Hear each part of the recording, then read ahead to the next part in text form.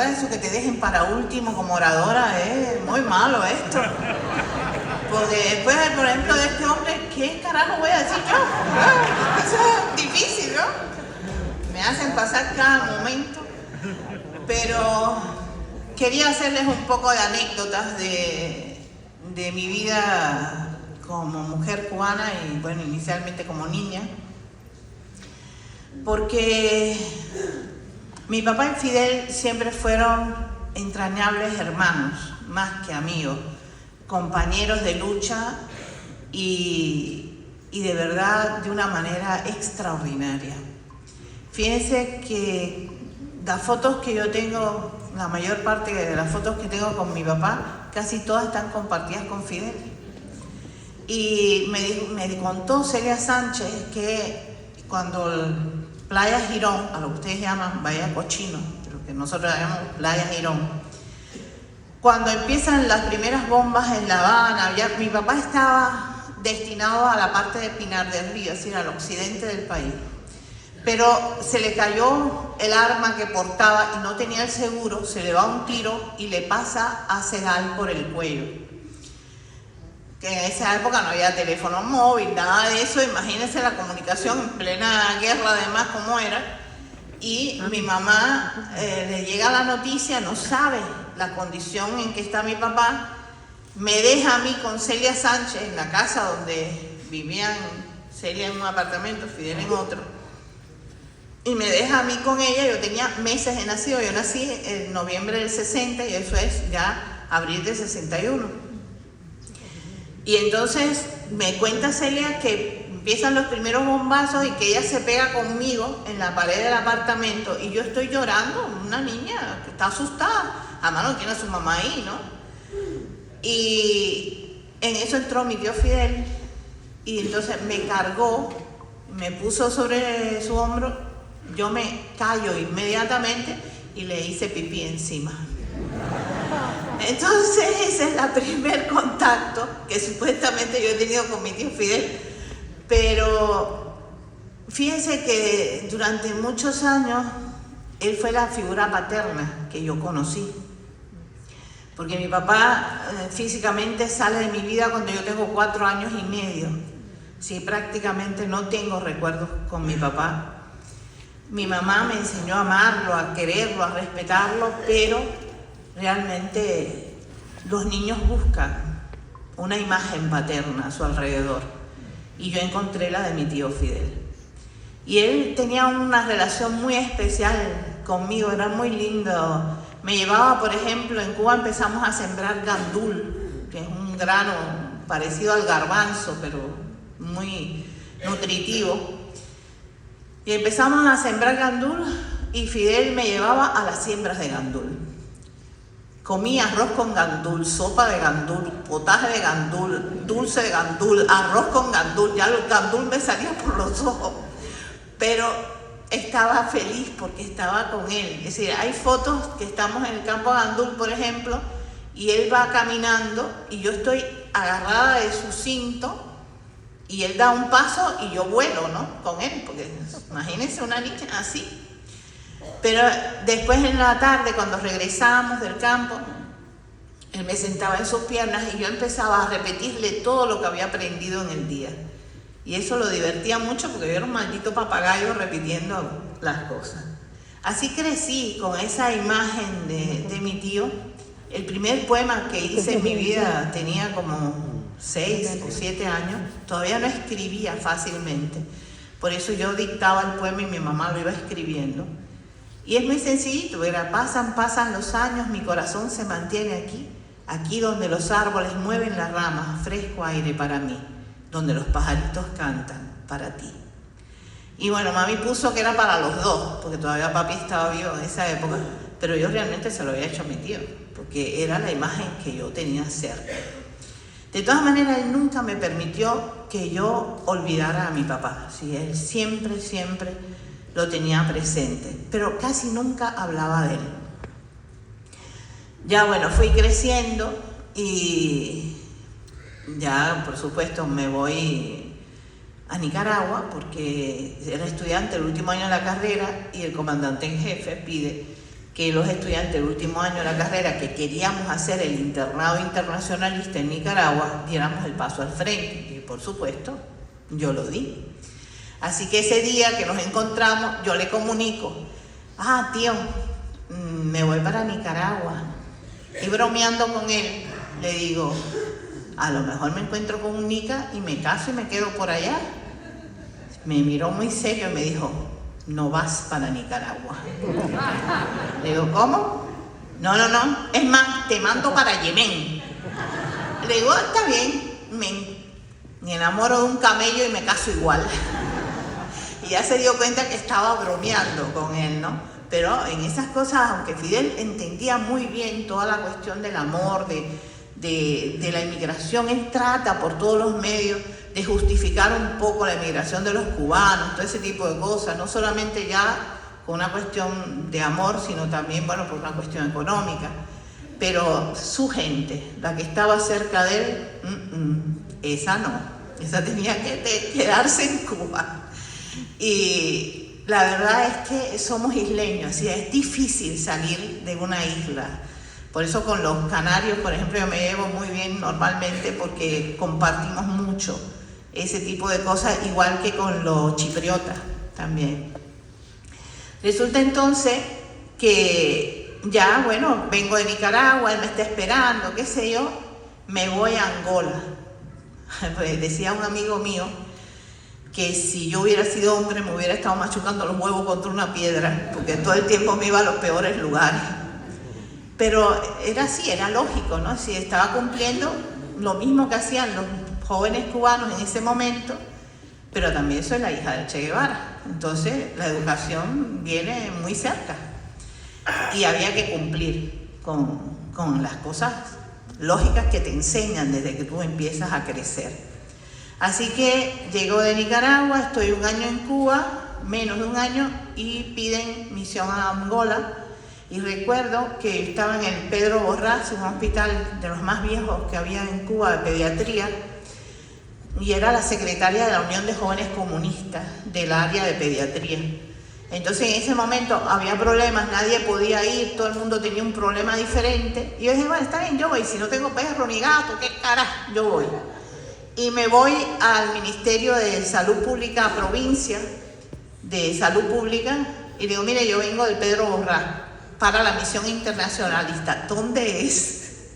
Y me dice: Pedro Borrás, le toca Angola. Digo: coño, acabo de salir de Nicaragua en guerra y voy para Angola. Me dice la compañera, me dice: no, doctora, si usted no quiere ir, no tiene que ir, esto no es obligatorio, esto es... Digo: no, hombre, no, ya estoy aquí, voy para donde sea. Cuando llegué a mi casa, que le dije a mi madre que me iba para Angola, la cosa estaba fea, porque Angola estaba en guerra también. Pero nada, yo le dije: bueno, la única responsable de esto eres tú, porque la que me he educado eres tú. Si yo puedo ser hija genética del Che Guevara, sin lugar a dudas, está comprobado, pero la que me educó y la que me formó como mujer socialmente útil es mi madre.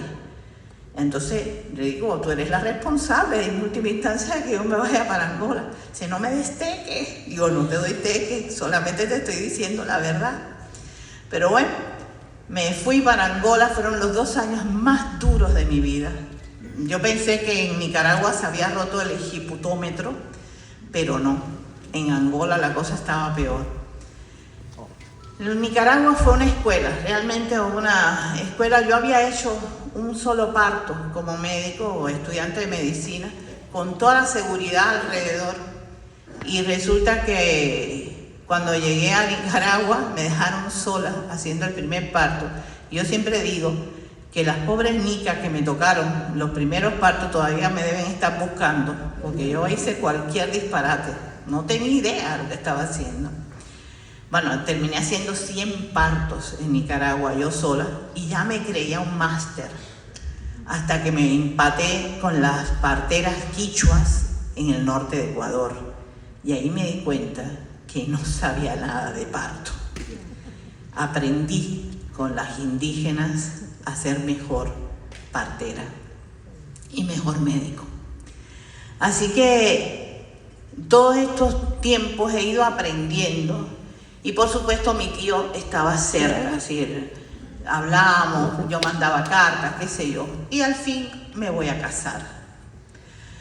Cuando mi mamá y mi papá se fueron a casar, él no quiso avisar a Fidel, porque era ponerle un compromiso, ¿no? Que asistiera. Además ellos no querían ni fiesta ni nada.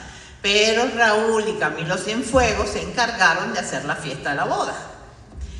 Y Fidel se enteró. Y Fidel llega molestísimo porque no lo habían invitado a la boda.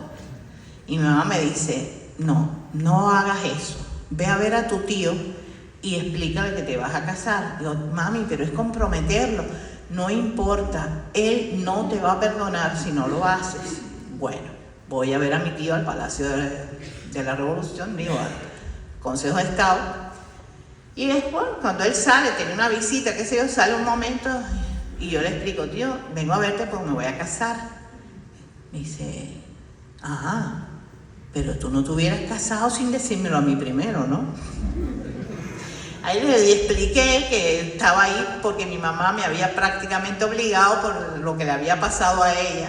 Me dice, menos mal, porque si no, no te lo perdono nunca. Para no aburrirlo, el día de mi boda, llegaba a Cuba por primera vez el último presidente de Yugoslavia. Y entra el hombre a Cuba, bueno, es atendido, y yo eran las 11 de la noche y no me podía casar porque mi tío no había llegado a mi casa. ¿Y qué le parece a ustedes que mi tío aparece por la puerta principal de mi casa y por la puerta de la cocina entra el presidente de Yugoslavia con toda su comitiva? Era una boda para 30 personas, no había más, pero además yo había traído una botella de champán de Angola. No teníamos más nada para hacer un brindis, eso que se hace para fotos y esas boberías. Pero no había más nada y de pronto esa gente, una botella de champán, ¿qué hago? Por suerte el presidente de Yugoslavia se dio cuenta de la situación, parece, y nos regaló una caja de sidra. Y con eso resolvimos el problema de todo el mundo. Pero si ustedes ven un día las fotos de la boda, van a ver que yo estoy filmando y mi tío está detrás de mí vigilando. Vamos a hacer el brindis de la boda y mi tío está en el medio del brindis de la boda. Bueno, la gente me decía, pero ven acá, ¿con quién tú te casaste? ¿Con tu novio o con tu tío? Porque está metido todo el tiempo en el medio. Y realmente la pasamos muy bien esa noche. Después me voy para Angola, qué sé yo, regreso. Mi hija mayor se hizo en Angola y cuando regresé, bueno, voy a la cesárea. Ahí me pasó una cosa muy linda también, para que ustedes vean lo que son los compañeros de la Revolución Cubana. Cuando yo abro los ojos de la cesárea, veo a Ramiro Valdés y a Oscar Fernández Mel. Oscar Fernández Mel había sido médico en la tropa de mi papá y Ramiro era el segundo de mi papá en la tropa. Y los dos vestidos de verde de hospital. Y cuando yo abro los ojos, miro y digo, ¿y ustedes qué hacen aquí? Y me dijeron, como tu papá no está, estamos nosotros. Esas son cosas que uno no puede olvidar nunca.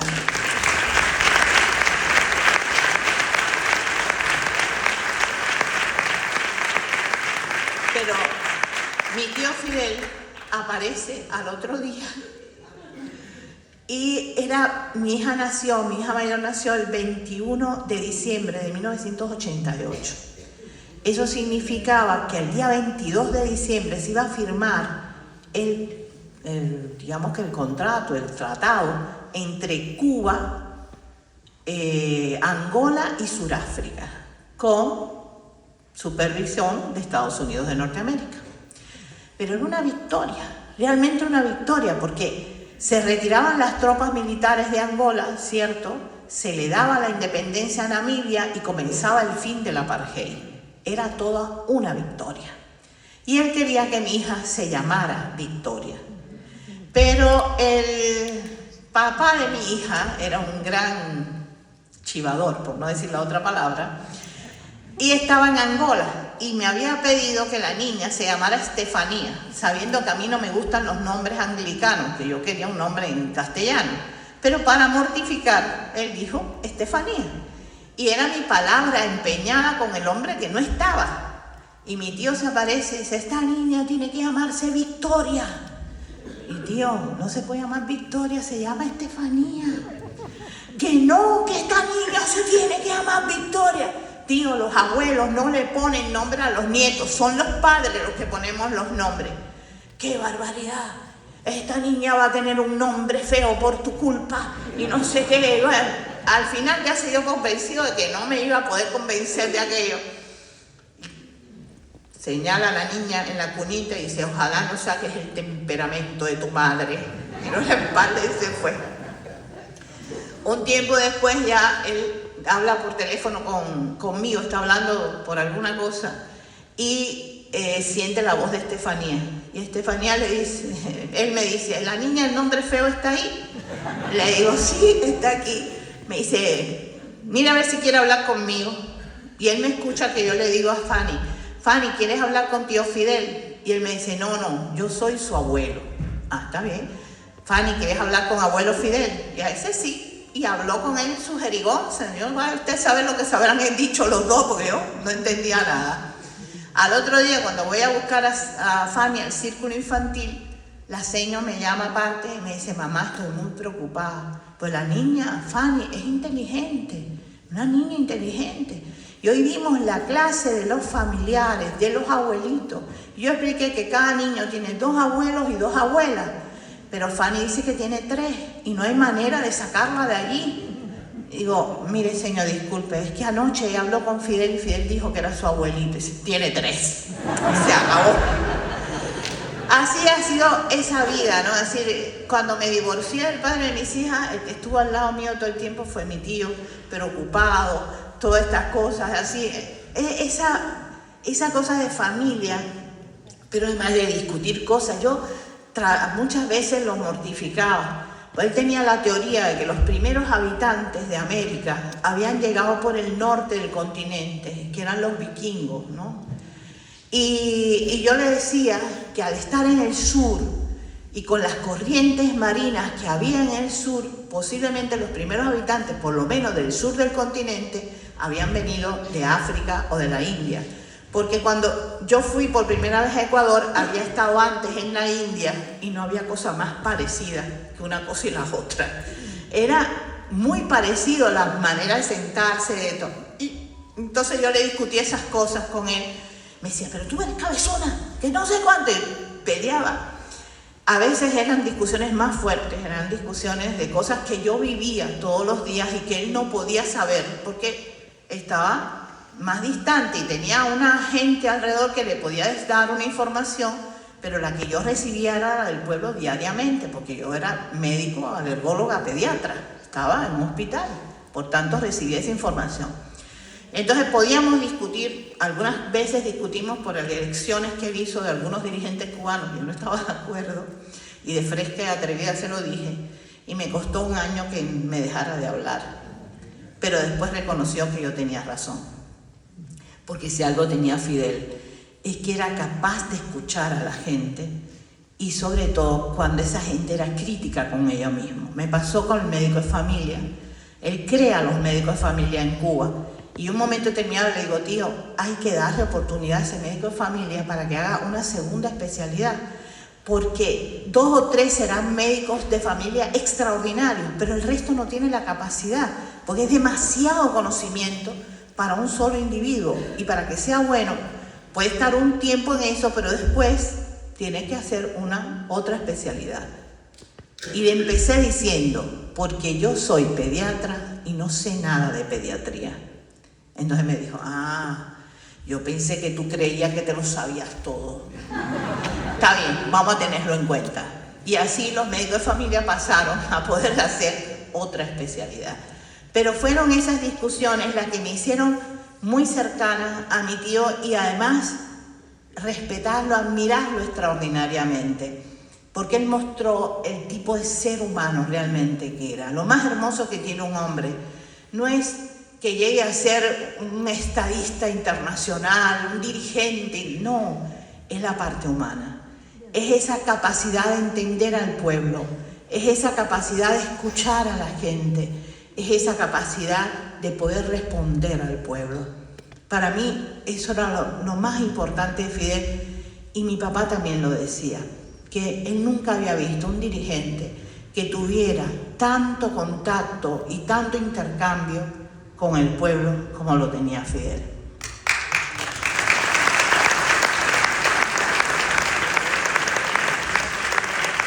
Años después aparece un personaje en América Latina interesantísimo, impresionante, que fue el comandante Chávez. También tuve el placer y el honor de conocerlo y hacer bromas juntos bastante grandes. Pero este era un hombre también extraordinario, con una gran capacidad también para escuchar, para estar atento al pueblo. Nos pasaron cosas muy simpáticas, pues Chávez, el único problema que Chávez tenía es que no tenía horario.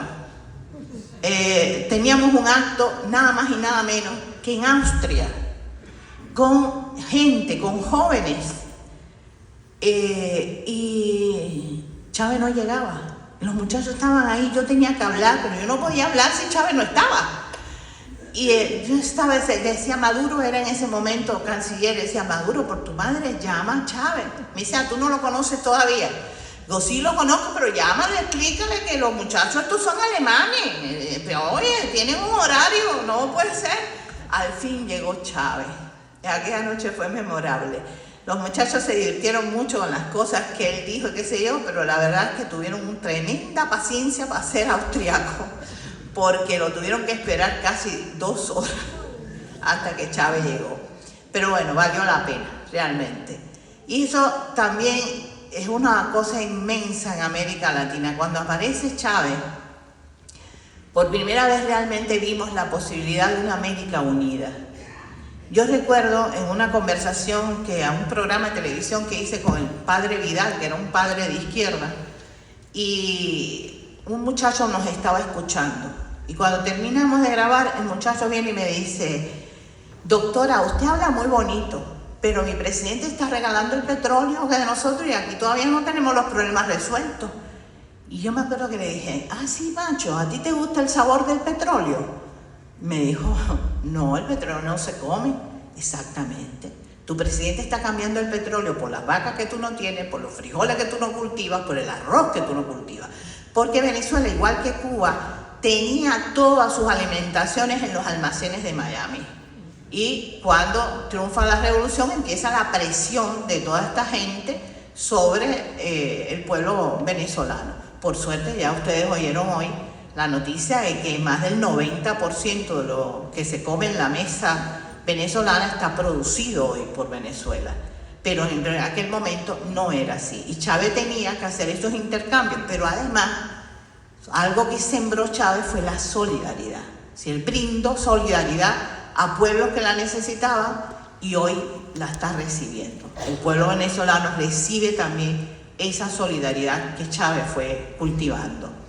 La verdad es que tuvimos un privilegio extraordinario en esa época en América Latina de tener hombres extraordinarios, maravillosos, que marcaron un momento de luz en el continente, que desgraciadamente después se perdieron algunos en el camino y se perdieron procesos revolucionarios, y eso es peligrosísimo porque la derecha entra con toda su fuerza para tratar de arrasar con nosotros. América Latina hoy es un lugar de combate, de resistencia. Es un lugar muy interesante que tiene hoy el planeta y tenemos que estar atentos a las cosas que están pasando. Hemos tenido fracasos muy fuertes, como por ejemplo el presidente actual de Argentina. Eso es un fracaso total. Pero la culpa es también de todos nosotros, de los que no supimos guiar a esa juventud argentina que votó por este hombre porque no tenía idea de los 10.000 desaparecidos. No hay una calle en Argentina con el nombre de uno de estos compañeros. No hay una biblioteca pública con el nombre de uno de estos compañeros. Es decir, que nosotros tenemos la culpa de lo que está pasando. Y así no les voy a cansar con todos los problemas internos que tenemos en América Latina en distintos lugares. El más llamativo, por supuesto, es Argentina. Ahora, Maduro llega al poder después de la desaparición física de Chávez y como siempre ha tenido que ser sometido a varios análisis, a varias confrontaciones. Es como si Estados Unidos pusiera en duda la capacidad de los pueblos latinoamericanos para elegir a su gente. Y entonces lo más triste es cuando algunos otros presidentes que se supone que son de izquierda fallan un poco en eso y resbalan, ¿no? Eso cuesta entenderlo y aceptarlo, ¿no? Es imposible. Pero bueno, seguimos luchando por la unidad latinoamericana, seguimos demostrando, no solo nosotros, sino los gringos, que el que se doblega y el que baja la cabeza pierde totalmente. Porque aunque puedan garantizarles algunas prebendas, jamás en la vida serán respetados por nadie, porque son traidores a su pueblo. Y eso hasta el enemigo más estúpido se da cuenta de esa situación y por tanto no los tienen en cuenta. Entonces, en este momento estamos realmente en situaciones muy duras, muy difíciles. El bloqueo sobre Cuba se ha acentuado. Esta explosión, digamos así, de Estados Unidos sobre Venezuela es también un aviso, una alerta que está tratando de hacernos. Mira, mi ejército llegó, secuestró a Maduro, no sé qué, y mató a todos los cubanos que había por el medio. ¡Guau! Tenemos un poder militar tremendo. Bueno, es verdad que tienen tecnología muy avanzada, eso no se lo podemos negar, es cierto. Lo que ellos tienen que aprender es que nosotros no tenemos todavía ni la mitad de la tecnología que tenía Venezuela y por tanto no nos las pueden apagar porque no es moderna. Y las Katyusha hay que matar al que está disparando, no se puede apagar de otra manera la Katyusha. Disparan y bien disparado. Pero además de eso, ellos tienen que conocer al pueblo cubano. Y el pueblo venezolano históricamente ha sido un pueblo guerrero. Fíjense, estoy hablando de un pueblo que a pesar de estar unido a Colombia, los mismos colombianos reconocen que los venezolanos son tipos diferentes, pero más arrechos, más guerreros. Y en Cuba nos pasa lo mismo, son muchos años ya de enfrentamiento, son muchos años de entrenamiento. Y yo lo digo, yo soy una médico, ya peino canas, no me puedo mover con libertad, pero todavía disparo bastante bien. Y el pueblo está entrenado. La guerra del pueblo cubano es de todo el pueblo. No es solamente un ejército preparado, es de todo un pueblo. Y para entrar a Cuba tendrán que acabar con una serie importante de hombres y mujeres. Y siempre les digo que entrar es posible, salir es lo difícil. Y en ese sentido hemos demostrado, y lo seguiremos demostrando, que la tierra cubana es solo del pueblo cubano. Y que nadie, por muy poderoso que sea en este mundo, puede entrar al país y tratar de dominarlo. Tuvimos muchos años con la cabeza baja. Muchos años de lucha para librarnos del colonialismo español, 50 años de lucha para librarnos del neocolonialismo estadounidense. Basta, ya nunca más volvemos a bajar la cabeza. Eso está en el gen de toda la generación nueva de cubanos.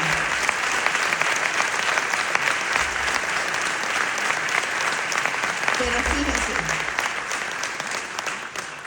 hay que mirar siempre a nuestro alrededor.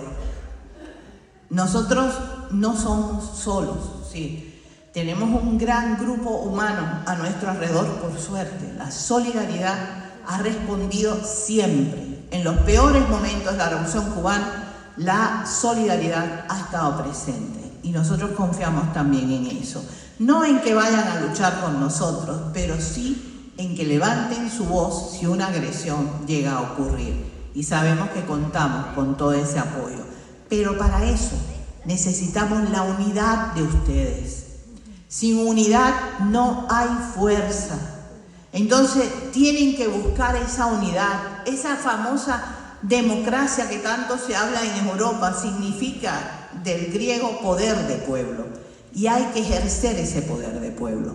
Y en primer lugar, hay que ejercer ese poder de pueblo para impedir que los gobiernos europeos sigan sosteniendo las guerras, tanto la guerra de Rusia y Ucrania, la guerra de Palestina e Israel. Hay que ir todo el tiempo contra eso y tenemos que ir buscando alternativas mayores y más fuertes y más eficaces. Duele mucho cuando tú ves las imágenes del pueblo palestino actual. Los médicos dicen que el corazón sí llega a desgarrarse y sí llega a romperse. El mío debe estar ya con varias heridas profundas, porque además soy pediatra. Ver la imagen de esos niños te saca todo lo que tienes dentro y sobre todo la impotencia que te da no poder hacer algo más por ello. Y uno dice, ¿hasta cuándo? ¿Hasta cuándo vamos a permitir estas cosas?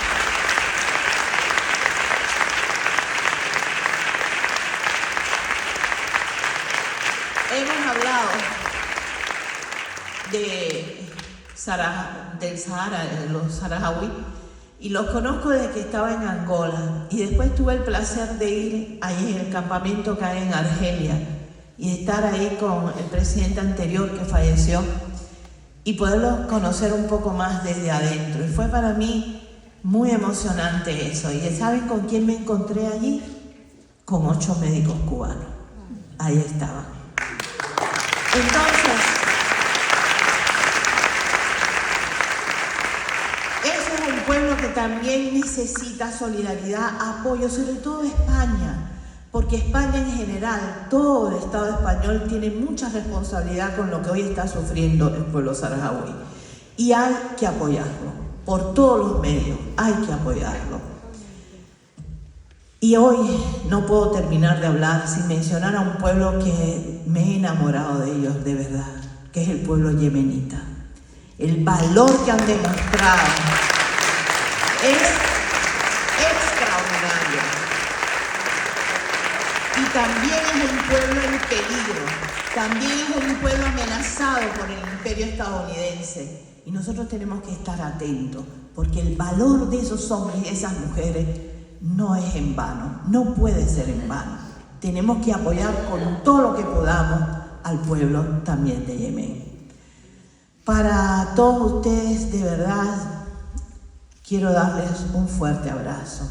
Yo sé que Fidel nunca estuvo aquí, pero realmente los conocía, porque yo hace muchos años que vine por primera vez y le escribí un informe de todo lo que había vivido en Marinadero y todo lo que había aprendido, y lo hermoso de la solidaridad, lo hermoso de poder lograr los objetivos. Esto era como una isla dentro de un mar revuelto, y la isla ha sobrevivido y sigue sobreviviendo, y eso es importantísimo, porque eso representa que sí podemos cambiar este mundo y que sí podemos hacerlo mucho mejor para todos nosotros si hay voluntad y unidad de pueblo. Por eso Fidel, aunque no haya venido físicamente, también estuvo aquí en Marinaleda. Muchas gracias.